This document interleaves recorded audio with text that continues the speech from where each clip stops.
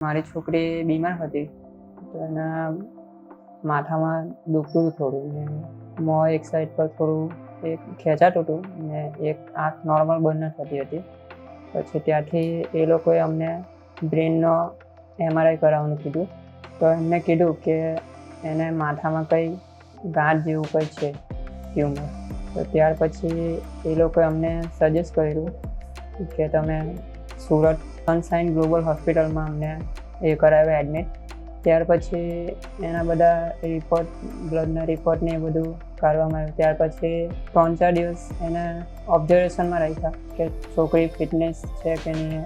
બધા ડૉક્ટરે ચેક કર્યું. પછી એમને સવારે 11 વાગ્યા જેવું એની સર્જરી થઈ. ત્યાંથી ડિસ્ચાર્જ કરીને પાછા અમને રૂમમાં મોકલી આપ્યા. અહીંયાનો જે સ્ટાફ છે સનશાઇન ગ્લોબલ હોસ્પિટલનો એ ખૂબ સારો છે ને એ લોકો ટાઈમ ટુ ટાઈમ દવા ને અહીંયાનો હાઉસકીપિંગનો સ્ટાફ છે એ પણ સારો છે ને ડૉક્ટરનો જે સ્ટાફ છે એ પણ એમને પણ ને છોકરીને હવે સારું છે હવે.